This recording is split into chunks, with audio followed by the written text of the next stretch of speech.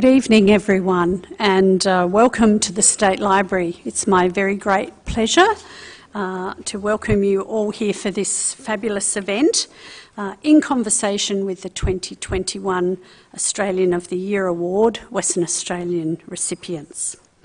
For those of you who don't know me, my name is Margaret Allen and I'm the CEO and State Librarian here at the Library. And I'd like to thank you for joining Aspire, the Australia Day Council and the State Library in conversation with some great Western Australians. To begin proceedings, I would like to invite Dr. Richard Walley to come to the microphone. Richard is a Noongar Elder and of course is the 2021 WA Senior Australian of the Year, and Richard is going to welcome us to country.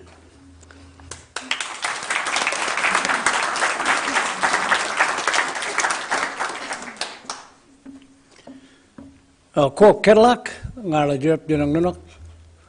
Mama jenang ngala wangin kada jen wangin nunok kaiwa. Berawang nunok wot ko nunok karak nunok bujo nunok port. Mama jenang nunok, mama jenang ngan kaiwa. Ngala kuramot nunok kuramot jenang ngala yai. Ngala jep jenang nunok. Nunok jenang wajak boja ngala mot boja. Yunga boja, wirin boja, kobrak boja kaiwa. So may the good spirit keep us safe. This is part of the Wajak section of the Noongar language group. It's a spiritual place, a special place. We ask the good spirit to guide us through this presentation, and when it's completed, take each and every one of us safely back home to our families. Kaiawa.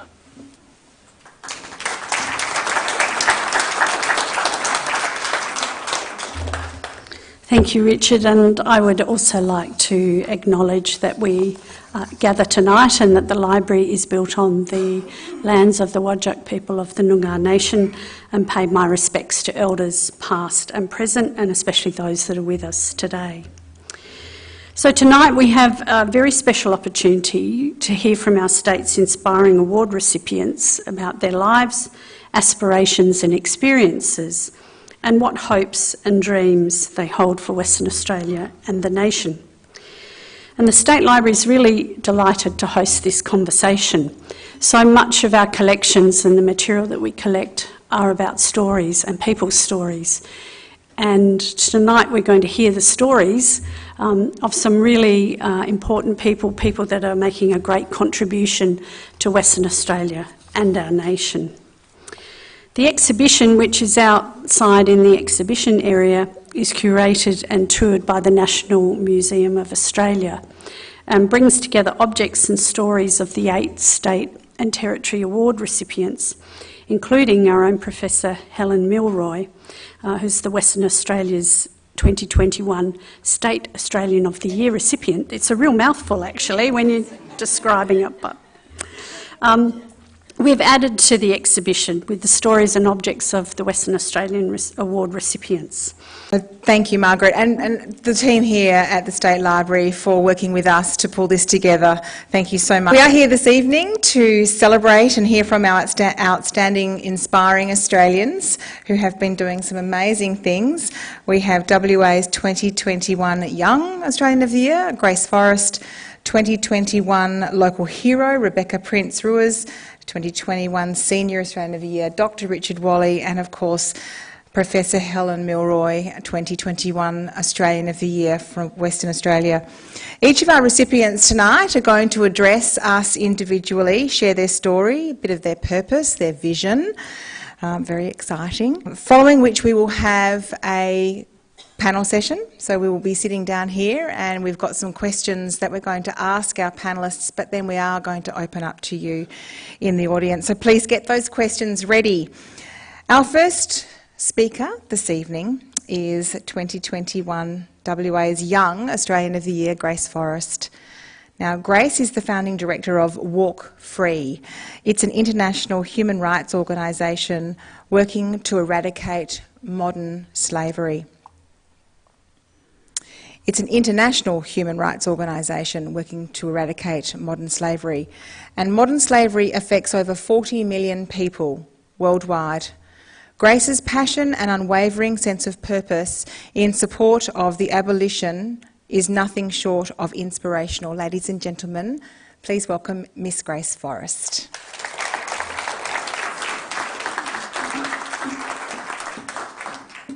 Thank you, Morgan. I would also like to acknowledge the Whadjuk people of the Noongar Nation, their elders past and present, and I'd like to pay my deep respects to all Indigenous people in the room tonight, most notably the exceptional Dr. Richard Walley and Professor Helen Milroy. Thank you for the leadership you show our nation.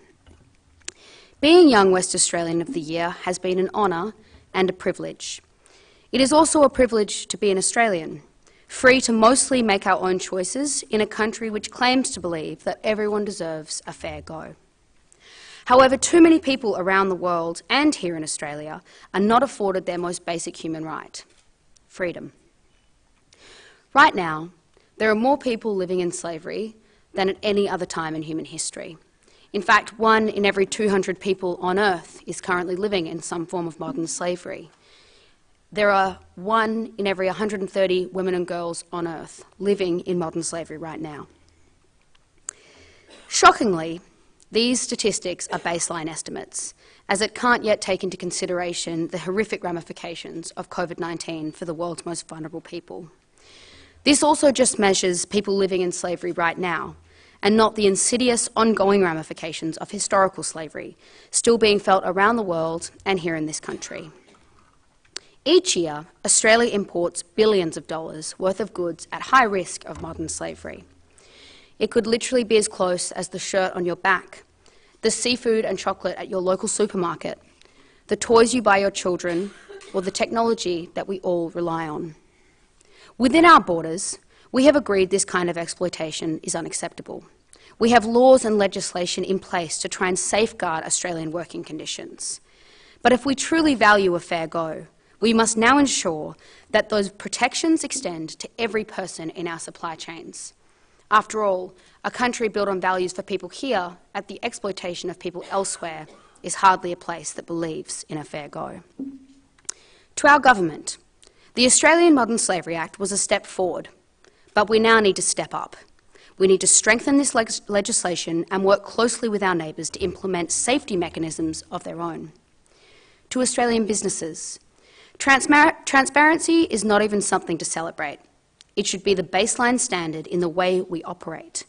Tell us where and how your products are made and commit to remediating and eradicating exploitation from your supply chains. And to all Australians, I don't believe any of us want to buy something that has been made by a person living in slavery. In our beautiful country, producing goods without harm should be the norm, not the exception. We have the opportunity and responsibility to change the odds stacked against tens of millions of people around the world. Slavery is 100% a man-made problem, and it can be eradicated in our lifetime. Thank you.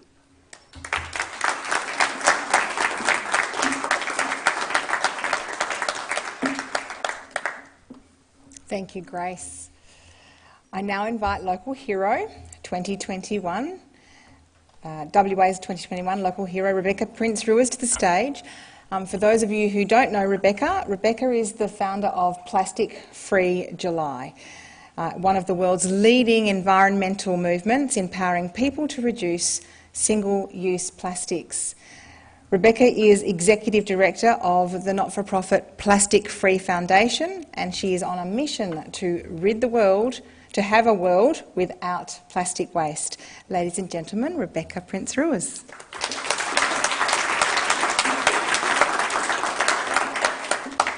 Thank you, Morgan. For me, receiving this award is really recognition of everyone who's taken part and made a difference. Recently, the war on waste has come to our attention. Australians know that waste and pollution is a problem, and no one's okay with it. I wonder if we really know just how big a problem it is and how much as individuals we're each contributing to it. But we haven't always been so wasteful. I acknowledge that we're here tonight on Whadjuk Noongar Boodja, and I too pay my respects to their elders, past, present and emerging, and to Richard and Helen and other Indigenous people present. Just pause for a moment and reflect on what's been left behind by 60,000 plus years of continuous inhabitation and custodianship on this land. When I think of that, I think of the rock art of Murrujugum National Park. That's what was left behind by 60,000 years. Even just a generation ago, we didn't fill 2 or 3 bins each fortnight with disposable packaging, reusable consumer goods, wasted food, but now we throw things away after just one use. And we're not just talking plastics here. We're talking consumer goods, household items, even the clothes that we wear. And we know from listening to Grace just what an impact that can have, not just on our environment, but on people's lives. Unlike the first Australians, we have become a throwaway society. We're being driven by convenience, not thinking of the consequences. Today we're using the resources of 1.6 planet Earths. Plastics have become the symbol of this throwaway society, and despite our waste disposal and recycling efforts, it's everywhere, from the bottom of the deepest ocean trenches to the top of Mount Everest. It's in our wildlife, it's in the air we breathe, it's in our clothes, it's in the rain that falls upon us, and it's in our food. It's not only littering the planet, but it's littering our bodies, and it's even now been found in the placentas of unborn babies. We're using more than we need and more than we can sustain, and with less than 12% of plastic in Australia being recycled, it is clear that this one-way supply chain comes at a great cost. We have to stop kidding ourselves and can no longer pretend that we can recycle our way out of this or that it's someone else's problem. We are to our children and our children's children and the biodiversity of the planet, leaving behind not only these piles of waste, but a future with it in their bodies. From our governments, we need a national approach that prioritises waste avoidance and holds plastic producers and manufacturers responsible, not just keep on resourcing cleanups and recycling. We cannot keep mopping the floor. We have to turn off the tap. To citizens and households, shifting our thinking from what difference can one person make to what can I do today gives us the power to live our values and protect the environment. And you're not alone. You're joining 3 million Australians and 326 million people around the world taking part in Plastic Free July and making a difference, choosing to refuse one piece of single-use plastic at a time. By changing our relationship with plastic and challenging our consumption, everyone has the opportunity to take responsibility. Let's not be a throwaway society. Instead, let's turn this around for a cleaner future.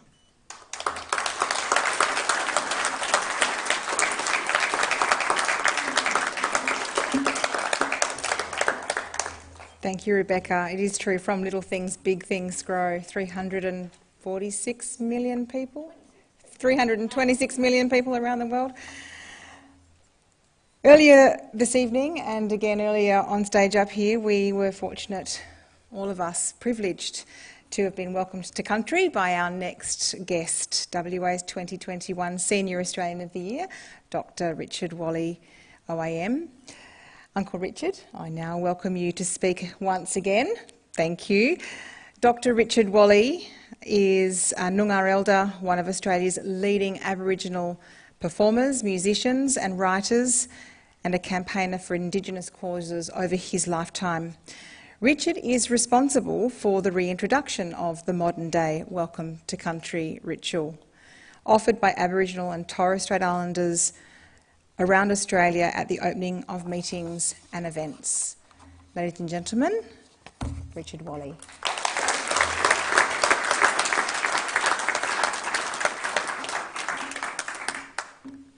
Thanks, Morgan. Kaya wanjungala jep wangin nuna kaya. It's good to speak to you. Platforms are wonderful things. You get to stand up and express an opinion. The awards are a challenge at times. They come with these accolades of standing up for things that you believe in, but you don't see the tapestry around. We're only one thread in a tapestry of people that make us who we are. One of the most common comments I got after the award was saying to me, "But you're too young to be a Senior of the Year." Nice, sobering thought when you consider that I'm number 3 in the men's of my brothers, and none of them reach the age that I am at this moment. I'm 1 year away from the age that my mother is when she passed away. I'm standing around looking to my left and to right to the 20 people that I was brought up with. 6 of us are left to my age. So when you reach any age over the 40s in Aboriginal circles, you become an elder or a senior. I find that when we take these platforms, we have to remind people of that we've got a challenge ahead of us, that we as a collective, we have to create that tapestry as a collective and move it forward. I firmly believe Australia is slowly waking up. It's got the opportunity to set foundations, blueprints for the rest of the world.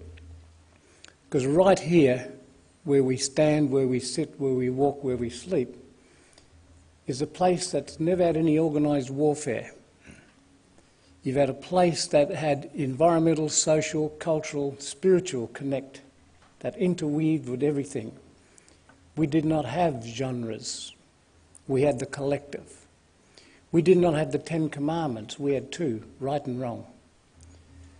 And we're at a place now where subconsciously or consciously, I don't know what it is, so you can be the judge of that, but they're actually looking at the wisdom of the land and, more importantly, the wisdom of our women. So I'm a minority as a male in this one here. There's 3 female winners. And the men are minorities in the Australians of the Year. In our culture, we're saying, "Ma ngaman, ngank janang nanak, bujangala berdea kaiwa." The sun is the giver of life, which is also our mother. The land is our mother. So when we take these platforms, we have to remember that we're doing it on behalf of not only ourselves, but those who do not have the voice. So very rarely do we have to take a platform to speak about ourselves, because we've got a lot of other people who can do that for you. If you want someone to comment on yourself and your character, there's a lot out there that can have that. So we have an obligation to speak for those who can't speak, those who have never had the platforms. So I find this is in my cryptic, incoherent presentation as a scatter, but is that when we look at who we are, we look at who made us. So when you look at someone who's had the pinnacle of an accolade or a pinnacle of a position, you look around and you find there's at least a dozen that multiply then into another 100 that support us to get us to where we are.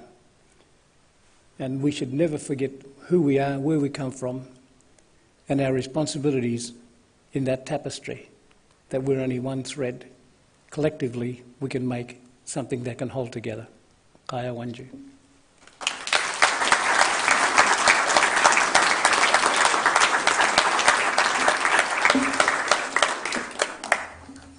Thank you, Richard.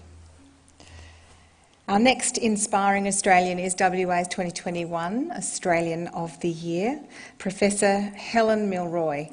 Helen was Australia's first Indigenous medical doctor and is now a highly regarded expert in child and adolescent psychiatry.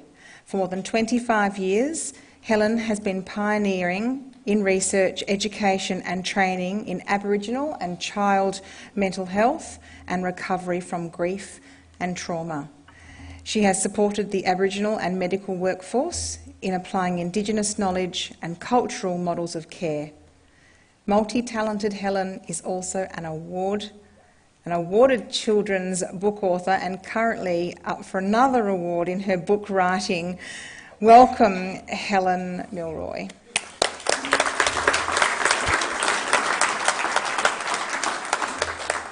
Thank you, Morgan, and good evening, everyone. It's really nice to see so many people coming out on a cold night. I wouldn't have come if I hadn't have had to come. So, well done on everyone getting here. I love living on Whadjuk Noongar Budja. It's just the best place in the world to live, especially under the extraordinary circumstances we found ourselves in the last year or so. And I'm extremely grateful to our Noongar elders, past, present and emerging, for taking such good care of this wonderful landscape on which we get to live and work and play. And thank you, Richard, for that lovely welcome today.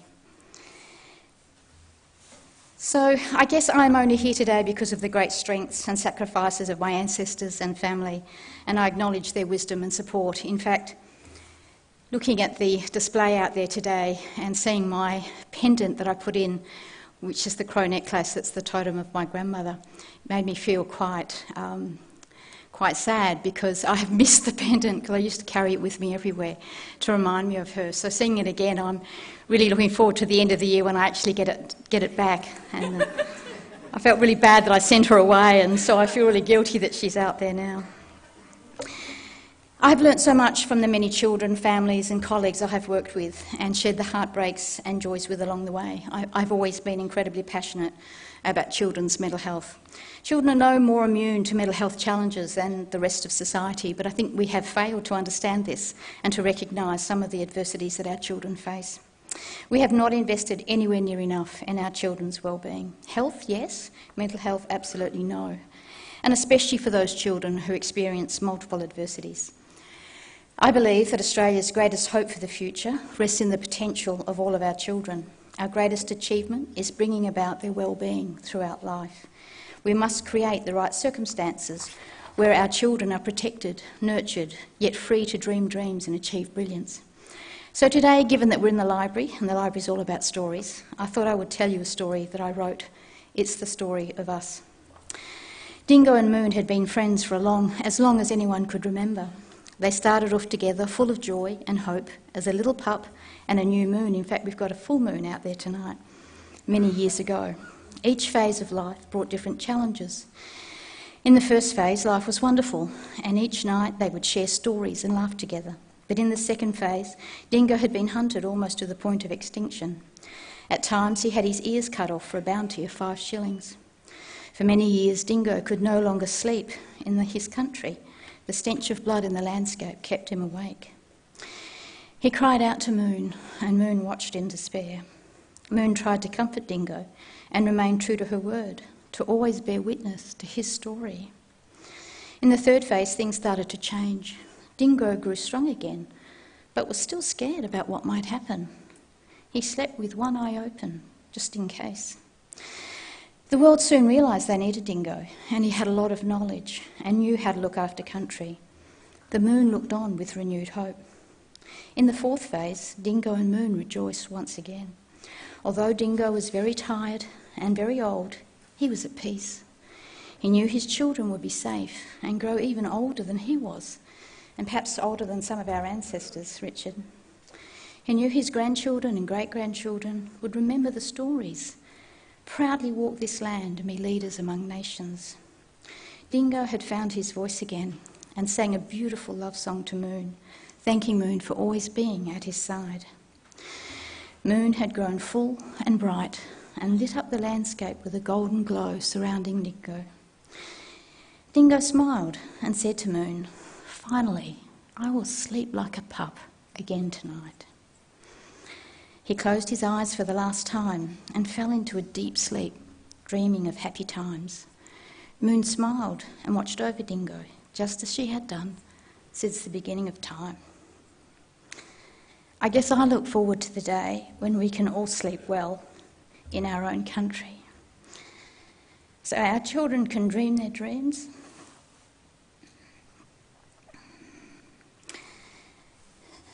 and wake to a future yet to be imagined, hopefully free from slavery, Grace, and free from plastics, Rebecca. I hope that we can feel proud when we look back, knowing we did everything we could, to give children the opportunity to thrive, regardless of who they are or where they live. That would be something to celebrate. Thank you.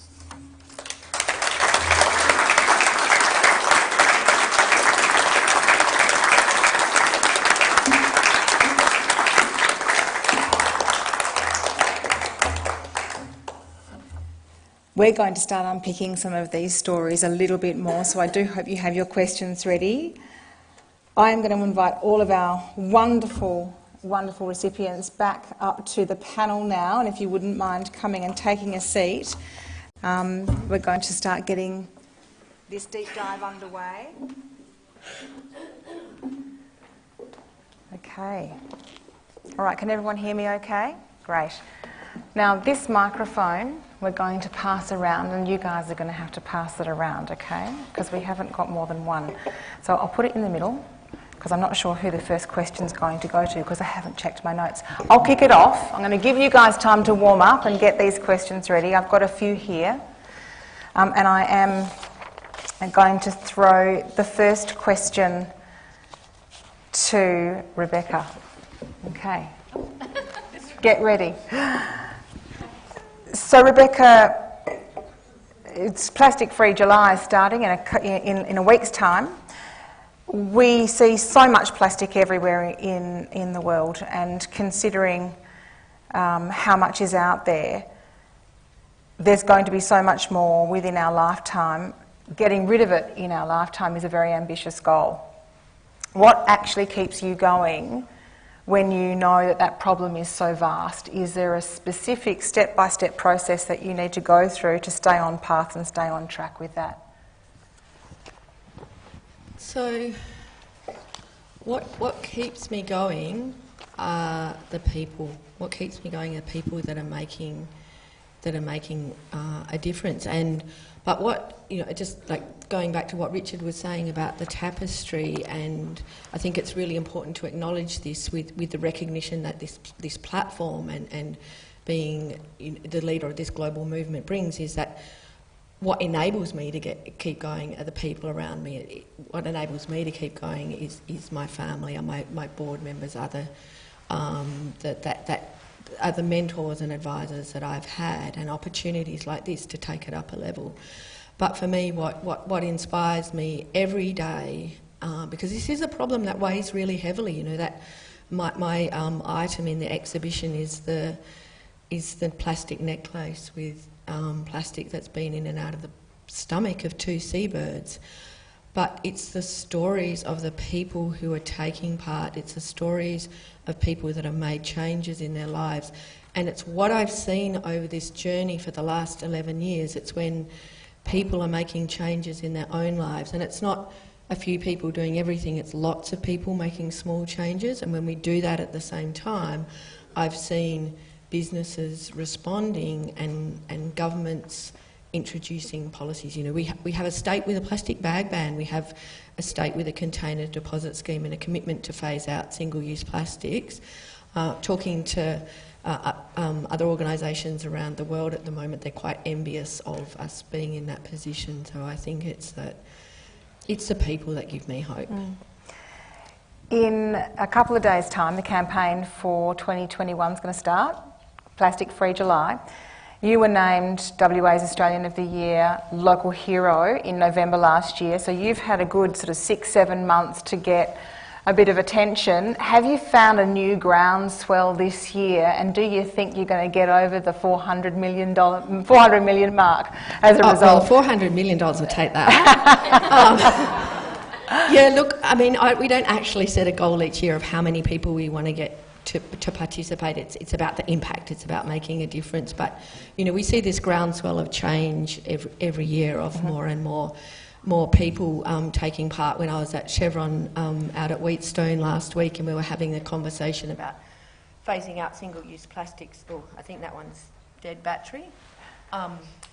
We had a conversation about phasing out single-use plastics in the canteen, and we were sitting down with their supply chain, and we just were talking afterwards, like we would not have had that conversation a few years ago.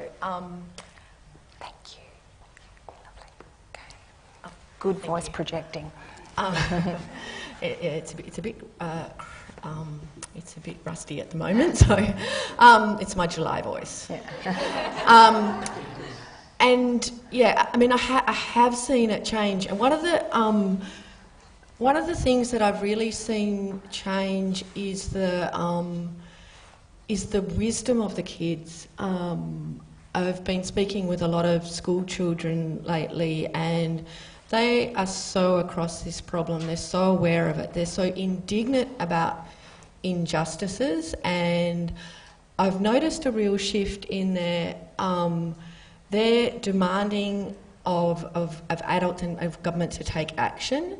And it was interesting when we were at Government House for the plastic-free morning tea recently, which wouldn't have happened without this award, and meeting Mrs Hurley, who is such an ambassador for reducing single-use plastics. And we met with these couple of school kids. They'd started by, on Wednesdays, they'd have waste-free Wednesdays and no waste. And then it was waste-free every day. And now their plastic-free July challenge for this year is they want their teachers and their parents to stop using coffee cups, single-use coffee cups, right? So the change that we're seeing, that I'm seeing, is it's becoming more normal, it's becoming more mainstream, but it's also really questioning, it's got to go beyond us as individuals. We have to change the system, and our young people want us to take action now. Thank you. I would not like to live on Rebecca's street. Bin day would be so stressful. My next question is for you, Uncle Richard. So we would pass the microphone down. Now, Richard, for thousands of years, Aboriginal communities have welcome to country as commonplace. Thousands and thousands of years. And it wasn't until the summer of 1976 that you and your great mate, Ernie Dingo, delivered the first modern day welcome that we now know of, that we've heard you do so many of, to non-Aboriginal Australians, to white fellas. It was the beginning of a new tradition in Australia. Will you share with us one of your more memorable welcomes? One that struck in your mind, maybe something with a bit of, I don't know, humour to it. I'd probably have to go for two. Okay. Allow for inflation. So. The first one, of course, was, it wasn't me coming up with this wonderful idea. It was two Maoris and two Cook Islanders who were part of their culture, couldn't perform unless they get a welcome onto someone else's country. So they asked me to welcome them. And then I rang my mothers and fathers. Of course, we have more than one mothers and father. And say, well, this group want me to do a welcome for them. And they said, well, welcome them. That's what they're asking for. And, ask the ancestors to keep them safe. That's what they're looking for. So that's how that took place. It was a request by those two. And, those four people, there was two, they were called the South Sea Sensations. So that was by request. Then the Northern Territory Tourist Bureau saw that and thought, well, that was wonderful, Ed. Can you do it for the people who are coming down from the Northern Territory at our tourist convention next month? And a fellow called Alan Hines. So these are names of people that actually started. So Henrietta and Junior and Junior Perot and Janine Perot from the Cook Islands are all part of that stories. So it was the West Australian contingent didn't pick it up for a long time. Then the Australian Tourist Committee picked it up. Then we did one in 1979 for the Miss Universe pageant, and that was a very spiritual connect, simply because we said to them, you can't have it just as a token, because they didn't want to welcome, they just wanted a spectacle. So we said, don't confuse a welcome with a spectacle. If you want a performance, we can do that. No, this is about the welcome, we need to do that, and you put that, and you've got 30 seconds to do it. And so we kept telling them, we're not going to do a welcome, we're going to do a presentation and a dance and performance for you. They kept going, and they introduced it as a welcome. And of course, those who know the history of the 79 Miss Universe pageant here, the stage collapsed. Made world headlines for a stage collapsing in the middle of a pageant. And so that was, but there's a few nice ones around like that.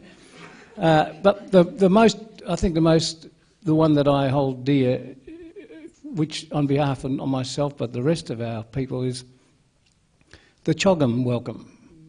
So on the stage, I was able to stand on the stage in Choggum with the Queen behind me, the Prime Minister, the Premier, and the Lord Mayor of Perth, and say, "Nunok Jiningan Ngara Mort Buja, Wajak Buja, you are on my people's country, Wajak country." That was the most rewarding.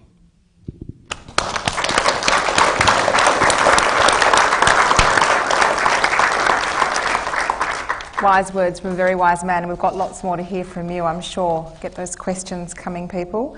Helen, you're a woman of many firsts. I read that your nana used to embarrass you all the time. There was once a time she'd go up to strangers with you next to her, and she'd just stop people in shopping centres and say, "This is my granddaughter and she's going to be a doctor one day." She said it with absolute conviction, and she wasn't wrong. You were, in fact, the first Indigenous doctor, a medical doctor. There's been a lot of doctors throughout history and on country for many thousands of years, but first medical doctor in terms of what us Wadjala understand it to be. How do you find the general response to applying Indigenous knowledge and cultural models of care, and is it difficult to get the balance right? Thank you, Morgan. We've lost a microphone again. It's on green. Can people hear me? Yep. Okay, cool. I owe a lot to my nan, which is why I got so emotional at the dais, seeing her totem out there in the exhibition. She had an extremely traumatic life, and yet she was the most wonderful and sweet woman I think I've ever known. And so I think we don't recognise the strengths of culture. We just don't. And if you think about some of the concepts that we had in the way we looked after people in some of our traditional healing practices, and I'll just say outright that yes, we did have traditional doctors in this country that kept us very healthy. In fact, we were healthier than most Europeans at the time of colonisation, so we must have been doing some pretty good stuff. I was just the first Western trained medical doctor. So we had a lot of things that we did that kept us really healthy and in good stead. And some of that is that our broader connection. Our attachment systems were much broader. As Richard already alluded to, we had more than one mother, so our attachment systems were broader and safer. We also had connections to country and land and ancestry and spirit, animals, everything around us. It was an interconnected sense of a world, which gave you a greater sense of being in the universe and place and purpose. But we also had models that were inclusive. So with our traditional models of care, there were no exclusion criteria. Could you imagine a health service with no exclusion criteria in this modern world? It just wouldn't exist, but that's actually our traditional systems. So trying to introduce these concepts into sort of Western medicine was really, really difficult in the beginning. But we just persisted. I think we were determined to show that some of the ways of doing business from a cultural perspective added value and added strength and richness to health and healing, particularly in the mental health field. And so very slowly we've managed to push the boundaries with that. And now we have, a lot of Aboriginal doctors in Australia, still not too many psychiatrists, but we're getting there. And we have a lot more models of care that are collaborative and inclusive. And I think that if we can combine the oldest knowledge base in the world, which has some fantastic stuff in it, with the most modern science that we have as well, then we get the best of both worlds. We are a unique country in that respect. What a wonderful heritage for our children to be able to enjoy. Absolutely. Okay, Grace, this one's for you. I've heard some of the horrific statistics. I've heard, we've had a lot of chats about this. Walk Free has uncovered some horrendous statistics. How does your team go about exposing something that is deliberately hidden from view? It's a good question, and as I said before, the statistics that we're talking about are, I can hand on heart guarantee you, conservative statistics. So Walk Free is the creator of the Global Slavery Index, which is the world's leading data set on measuring and understanding slavery. We measure slavery across 167 countries, and we do this through surveying, through survivor expertise, and through a vulnerability model that assesses a country's ability to intercept, engage, and remediate issues of slavery. Of course, every country is falling short, the last index was actually built from the global estimates on modern slavery. So for the first time, a United Nations organisation, the International Labour Organisation and the International Organisation for Migration collaborated with Walk Free to create one estimate, because previous to this point, Walk Free had an estimate and the UN had an estimate, and there was a large gap between those estimates, and all that did was make both of us look stupid. So we embarked on a lengthy collaboration, which we'll be embarking again this year. And those global estimates look at slavery on any given day. In 2016 was the last time we did the surveying, as well as captured over a 5-year period. And those stock and flow numbers are really important to understanding slavery and the way it moves today, because on any given day we're looking at 40.3 million people. In 2016, that's double the number of those involved in the transatlantic slave trade. But over a 5-year period, actually some 90 million people experienced a form of slavery. And as I said, it exists in every country in the world. It absolutely underpins our global economy. And just last week, actually, we were presenting in Parliament on Australia's role in tackling forced and child marriage, both here at home and in our region, and actually tying trade agreements to outcomes on human rights.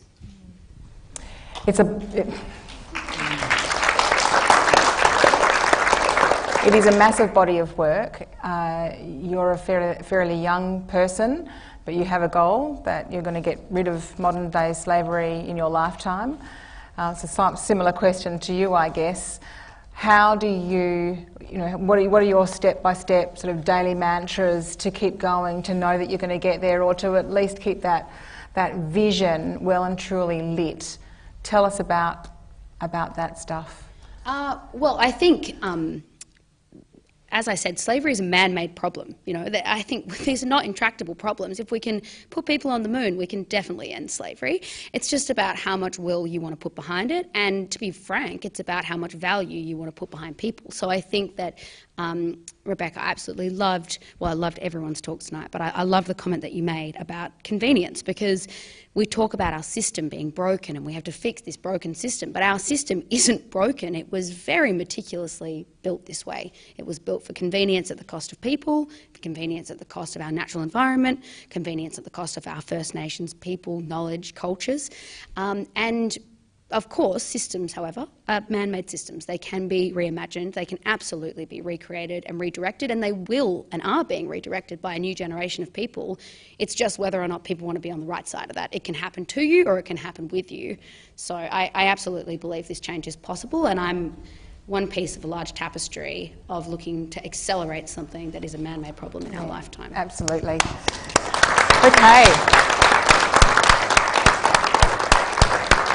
So we're going to open up the questions now to our audience. We have microphones floating. Please, if you've got a question, raise your hand. We'll get the microphone to you. And when you're ready to ask a question, please just, if you wouldn't mind just introducing yourself, say your name and ask your question. We've got one up the back here. Lovely. Thank you. Hi, good evening. My name is Jairo, and I'm very moved about all these social movements and making difference in the world. I have a question for Helen. Helen, nice to meet you. Thank you so much for the story. My question to you is this. I was listening to the radio this week, and there was a mom speaking about a mental health problem that a large number of children in WA are going through. She made a complaint about how the health system has tackled the problem. At the end of the call, 100 more listeners, moms, dads, called and made the same complaint. On the other hand, given your large experience in children mental health, what is your perspective on this issue? an issue that is called the WA is in a crisis, childhood crisis. Yep. What are we doing wrong as parents, as society? And finally, what does need to happen to find a solution? Because, I mean, obviously, they are our future. Yeah, that's it. Well, I hope you're all in for a long night. Look, it's an issue that's actually a worldwide problem. We've seen the rise in mental health problems in young people and children globally, and I don't think we fully understand why that is so. But I stand by what I said. We have underinvested in children for a very, very long time. We've seen a huge increase in health, and we do health pretty well, but I'm talking about, you know, mental and emotional health, social and emotional well-being. And I think we fail to understand that children do have mental health challenges, and parents have mental health challenges as well that also influence what happens to their kids. A lot of families still experience significant adversity. You only have to look at the rates of removal into child protection, look at the number of juveniles in juvenile justice facilities to know that we're not doing very well by some of our families. And some of the adversities that our children face from early in life compound and make their development very complex. And by the time they reach adolescence, there's already permanent changes sometimes to brain development, which makes it very, very difficult to deal with. So at the moment, our approach to it is that we're the ambulance at the bottom of the cliff. Instead of getting in early and giving everyone the right start, the best start, to achieve optimal potential at the beginning, rather than trying to intervene much later on down the track when it's more difficult and more expensive. I think that we have probably had a failure to understand the whole issue of mental health. I mean, someone said to me the other day, what would a mental health challenge look like in an infant? Well, I can tell you it's actually very real. But while we don't see it, or while we don't understand it, we then fail to invest in it. And I think what we need to do at the moment is, well, actually, in fact, we've got a task force at the moment in WA looking at the whole child mental health system. And that's a ministerial task force. It was set up by the government last year, and that will roll for the whole of the year. So hopefully we'll get something really fantastic out of that.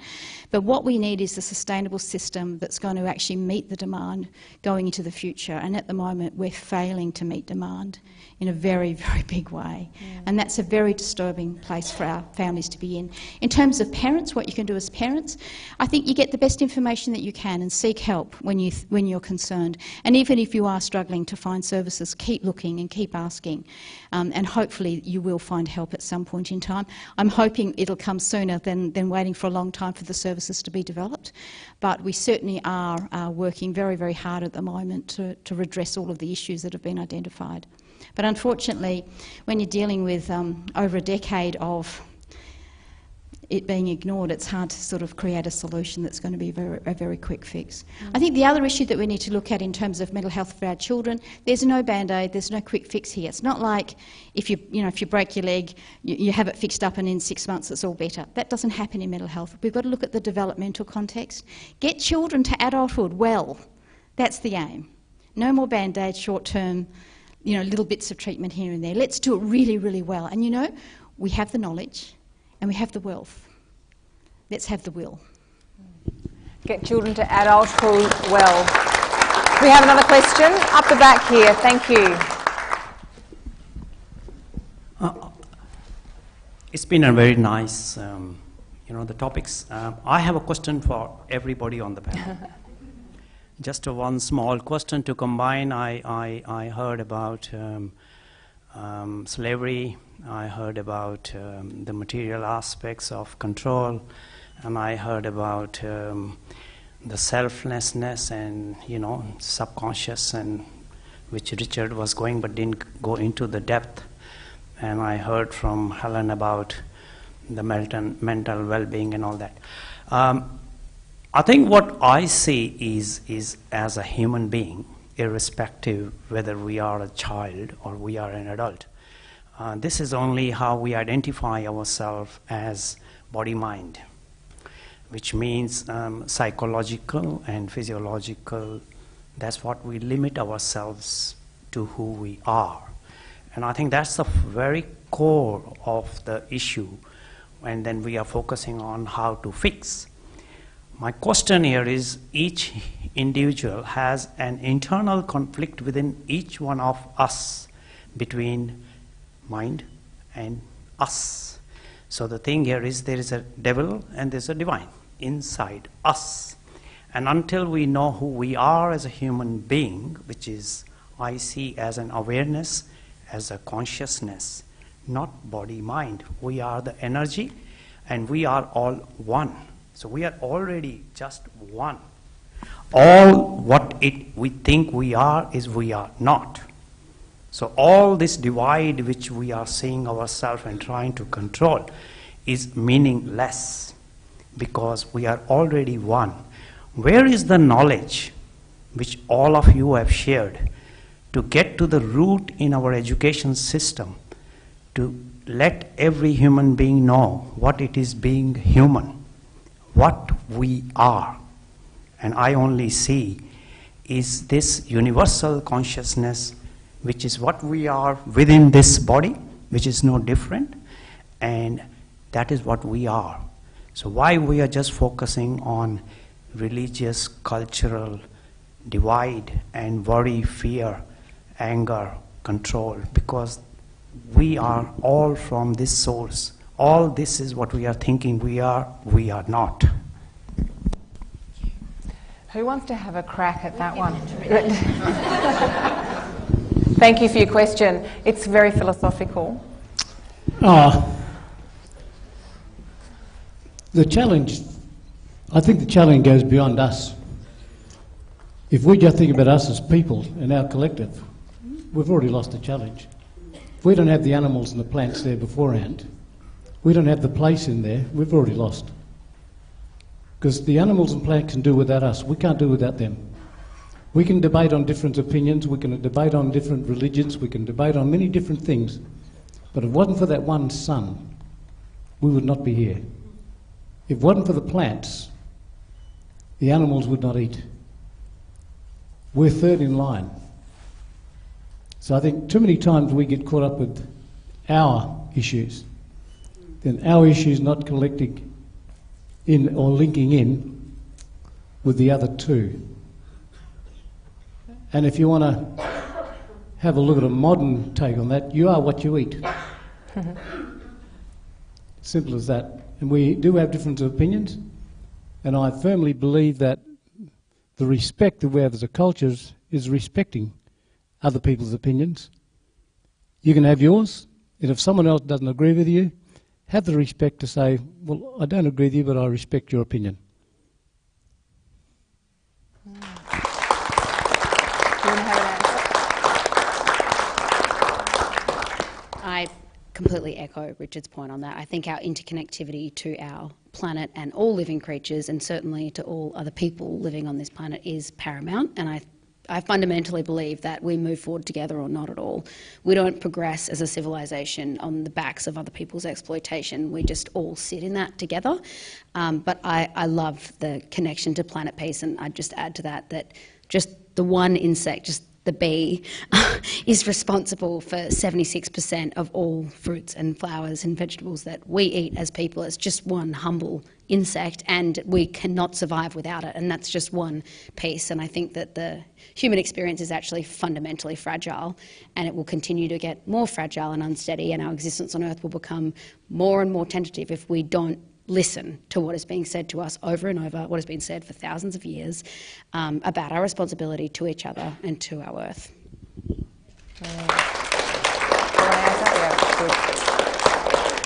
In the middle up the back, thank you. Hello, my name's Alexia, and my question's for Grace. Grace, I know there would be a lot of young women out there who would look at you and be very inspired by what you've done as a young woman. And I suppose I'm just really interested to understand how you, as a young woman, have decided to tackle global slavery as something that you've put your whole life's purpose into. Can you tell us why it is that you've decided that that is your mission in life, to tackle that huge, huge problem, and how you became inspired in the first place to dedicate your life and energy to that? Thank you. It definitely comes from other women, actually, and I think that I was taught very early on that the privilege that we have here in Australia, the privilege of growing up here, being white, having access to an education is something that is never to be, one, taken for granted or two, wasted. And I had an experience quite early on when I was in high school, working with children who'd been rescued from child sex trafficking, and you know, nothing is more horrifying than that, than a child that's been sold as a commodity as young as 3 years old. And that experience fundamentally shifted my perspective of the world as well as my place in it. But jumping forward a decade, you know, Walk Free is an organisation that is run in large part by women, and it is led absolutely by the voices of survivors. I very much see myself as a part of a coalition and force behind the survivors who lead this movement, and I really do believe that a threat to justice anywhere is a threat to justice everywhere, to quote Martin Luther King Jr. And as a woman, I feel that very fundamentally. I think that if our rights are not progressed everywhere, they don't really exist. And I think that, you know, fashion is such a great example. It's this expression in our modern world, in our Western world. I was at Fashion Week just a few weeks ago, of who we are. And that's great, but there's a lot of ego behind that. The idea of what are you wearing? What are you really wearing? And the reality is the garment sector, the fashion industry, is one of the biggest contributors globally to extreme climate degradation and also modern slavery. And so if our feminism doesn't include the women who make our clothes, then it is not feminism. And I think that with all the progress that we've made, we just can't keep moving forward with so many of us systematically held back. So yeah, it's really as a part of a collective. I see all of our rights as connected to each other's. One down the front here. You've got a microphone. I'm going to make you work for your supper tonight. Thank you. We've got a couple here, thanks. This one's for each of you. After tonight, what would you like us to do? So, as an audience, what's your call to action for us? Let's start here. I'm a big believer in just choosing one thing.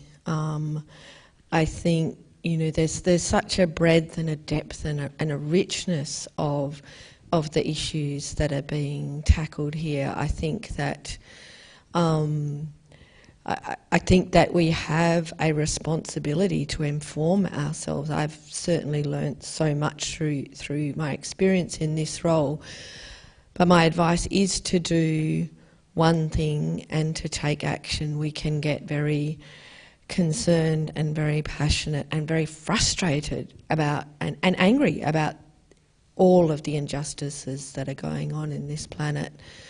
But whenever I'm talking with communities, and the only way that I know how to make change is to start with myself, and whether that's making a change in my own life on one of these issues that moves me, or having the conversation, or writing that letter, whatever it is, start with the one thing that moves you. And I think I'll add to that by what I've learned also is that you never know what the actual impact of that is going to be. And just because you don't necessarily see it, it doesn't mean that what you did wasn't important.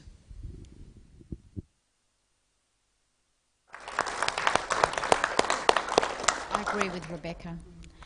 And I will add, look, I think child mental health is everyone's business. From an Indigenous perspective, children were part of sort of collective parenting, and so everyone watched out. I mean, there's a good reason why we have the saying, it takes a village to raise a child. And I think too often we overlook and we just move on and make sure that we're okay, or our kids are okay, and we don't think about the broader picture. So, you know, if you see something, don't just ignore it. Think about it. Be compassionate, be kind, and be inclusive. You only get one chance at childhood, and let's make it a good one.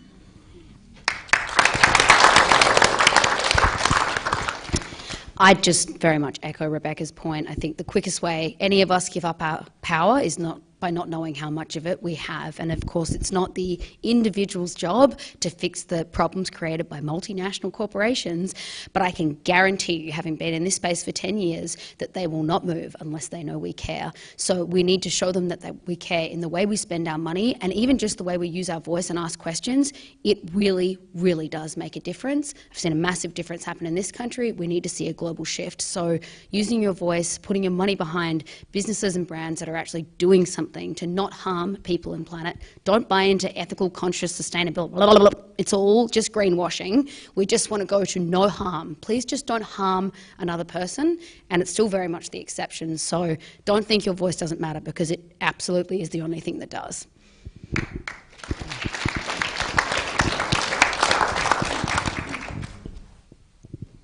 Ooh. Opinions are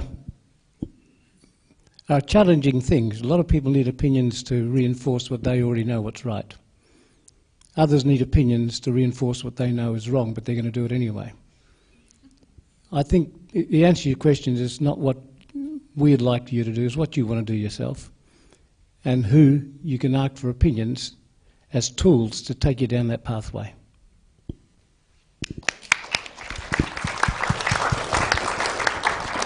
In the middle, halfway up. Thank you. And where's the next one? Okay. Hi, my name's Pepita. Richard, my question was for you.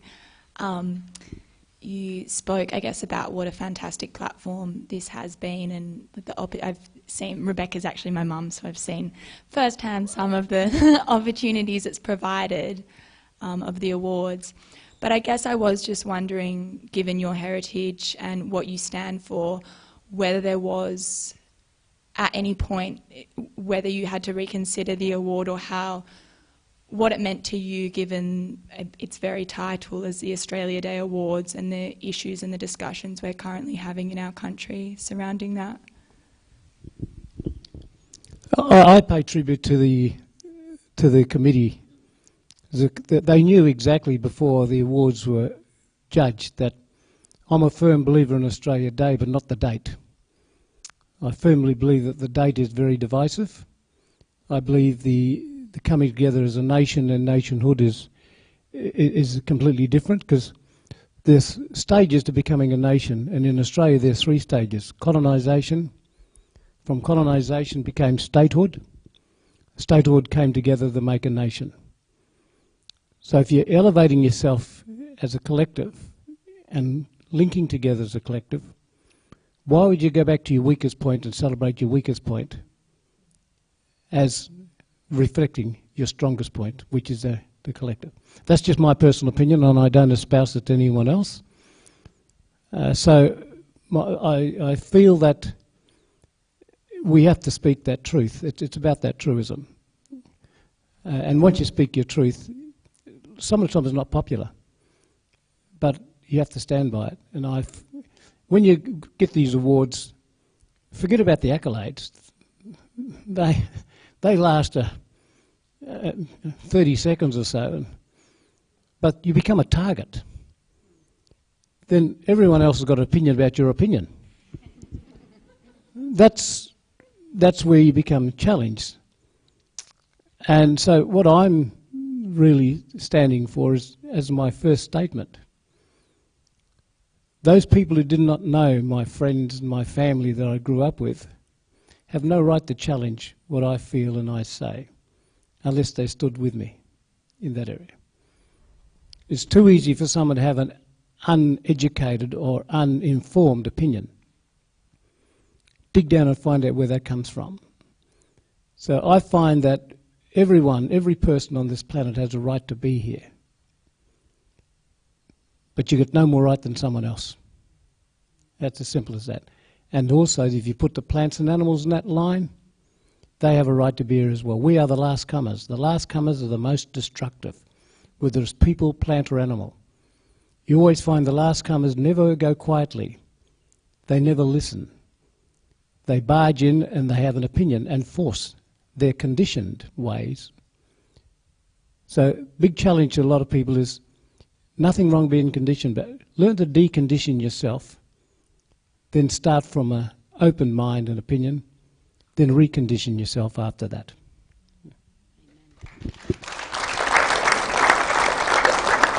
Yep, microphone's right there. Thank you. In the middle there. Yep, thank you. Hi, my name's Anna. I just want to first of all say thank you to all four of you for leading with such empathy and respect for other people in our society. It gives me a lot of hope that there's leaders out there that are being recognised and will hopefully be in leadership, as opposed to some people who are sitting in our leadership panels. And I think it's something that probably underpins everything that you guys do, is having empathy and respect towards one another is what we're really lacking in our current society, and is probably the cause of all of the current issues that we have at the moment. I work in a multinational corporation, if you will, and being a young female with a lot of opinions, and some of those not very popular to the economically driven people in the room, how do you guys best approach these situations where we are balancing economy and ethics with respect for one another's different opinions, of which we've recognised that there are, without being silenced and without causing the real defensive conversations that often come out of difficult conversations? Where do we begin with having those conversations? Thank you. Courage. Yeah, look, that's a really, that's a tough one. Look, and I feel like I am, I need to preface this by saying that I feel that I get to answer this from, you know, the relative safety of working on an issue that is so visual and is so, I think, less threatening than other issues. I guess I think I can only share with you what I've learnt, and what I've learnt is that just because, I think what I've learnt is I would now approach things differently, and what I've learnt is that just because someone doesn't think the same as me and has a different opinion, or doesn't do the same thing that I do, it's not because they don't care. And I've learnt that through our research that we've done, when we find that there's such like over 90% of people say they care about plastics ending up in the environment or in our landfills. And I really struggled with that for a long time, because I thought, no, people can't actually care because they're still using all this stuff in their daily lives. But the work that I've been doing and the conversations that I've had and what I've learned is that when you think about, like, what's the end game? Like, what do people want? Everyone wants their kids to grow up and be safe and to have a future. Everyone wants their kids to grow up with hope. No one wants any of their family to be in slavery. No one wants to lose family members too young. No one wants to see their plastics in the ocean. So I feel if we start with those shared connections and those shared values and going into whatever that situation is from that, you discover that I feel that we have much more in common than what holds us apart. And I think that's really important, because it's going to take all of us to fix these issues. Grace, can I ask you, I want you to answer that, because you're at the coal front of some very, when you're in Canberra and you're talking to politicians, and that can be quite intimidating, but you seem to have gotten people to come around and hear and do stuff differently. Talk a little bit about where you've come from and what change you've seen, and how did you make that happen? Well, it's definitely not just me. It's definitely a team and a coalition, and I think that that collective experience side of things for business, there's just so much dehumanisation. It's so easy to not think about what happens over there. And just 5 years ago, when we were engaging with the federal government about a Modern Slavery Act, it was shut down by everyone who actually soon, a lot of them became our allies of, this is covered in the criminal code, this is not something we need to review, it's not something we need to look at. And now that act, it still needs a lot more teeth, but it's some of the strongest legislation in the world, and we know that modern slavery went from a complete non-issue to a top 4 board priority for the ASX 100. And having studied these issues at university, you know, there's not that many kids that left the classes we studied that got to work in this field, and now there's this amazing pool for these talented, young, passionate people to be paid great money in these big firms to actually do good and to do good well. I think that the point around politics, which you were skating around, is an important one. I think we don't have a female positive environment for leadership right now, and I think that as long as we don't, we're just not going to have the leadership that this country could have. And being a young woman representing an issue that disproportionately impacts young women, and being a young woman that works with a coalition of survivors who are young women who have experienced this, I think it's, to Richard's point, of every person has value, and no more value than anybody else. And the reality is, you know, last week we were presenting in Parliament on Australia's role to end forced and child marriage. Now, that was blocked before it got through. It's not something that's popular, it's not something that was celebrated, but by the time we got up there, we're trying to look at the current climate, and we're thinking, if we get up here and just ask for foreign aid, it's going to get shut down. You know, a lot of aid budgets are based on GDP, and that's all. We're all heading into a recession, and COVID-19 is the biggest crisis. I reject that. I think our elected leaders and the people who are being paid millions of dollars at the top of companies are able to deal with more than one crisis at a time. And I think, to your point on economics, actually that's the lever we have to use. So we were actually arguing that our trade agreements need to include human rights clauses, and the power of that is, it's actually no skin off your back. And everyone's watching, you know, The Handmaid's Tale and these dystopian texts, and there's this obsession with these films right now. It's because it exists in our world, and I think it's just easy to think, oh, well, it's so far away. It's not far away. And I think how you can help people see themselves, and people are generally quite selfish, so I think how you can help them see themselves in that, but also see power to shift something, and to see businesses get competitive with how they move a Modern Slavery Act. The Australian one moved quite quickly. We're currently working on one in New Zealand, and their Labor minister said, well, we need business support. You know, we can't be wrapping tape around businesses after the horrific year we've had. So that letter that reached the government of New Zealand was signed by 100 businesses. That happened within 6 weeks. They were small ethical fashion companies to ANZ, Woolworths, companies calling for this kind of legislation. So I think it's about creating a narrative that people can feel they can be a part of, that they have a responsibility in, and an opportunity to do good as a part of. Powerful stuff. We have time for one more question, ladies and gentlemen. Who's the lucky person? Oh, we've got a couple down here. Last question.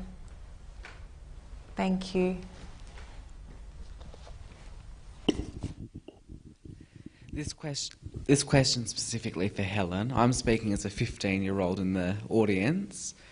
I have a few friends that I know who do go through stress as being children daily, and I know a few friends that have been on that breaking point that is very sad to see.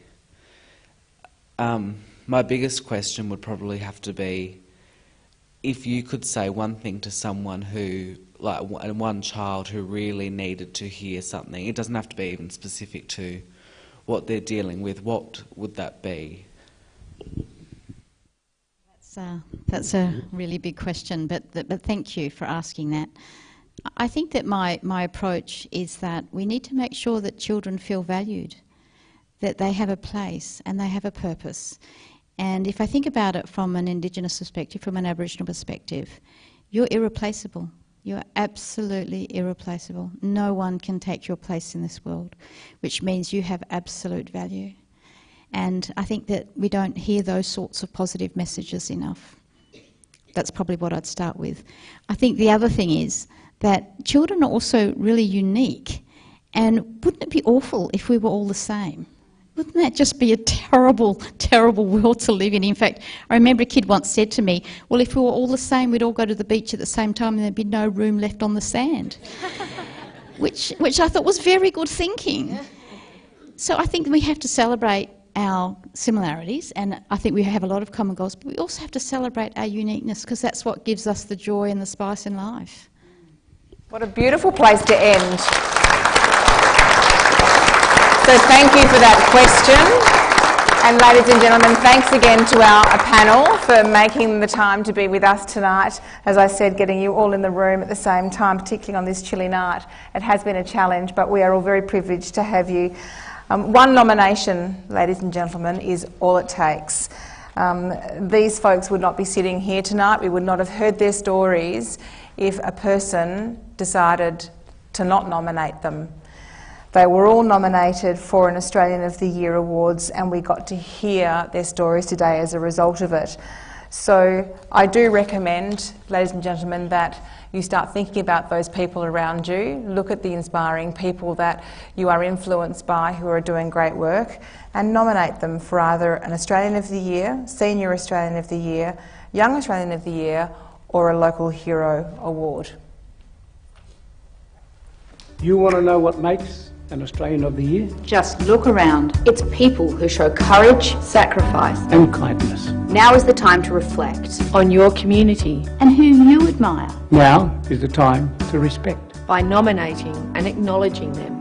Now is the time to celebrate their story, their contribution, and their generosity. And now is the time to nominate at australianoftheyear.org.au.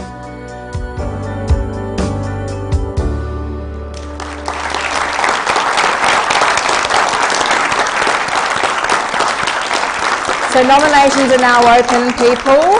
Take a few moments to jump online. It is very easy. It's all online form. It's at australianoftheyear.org.au.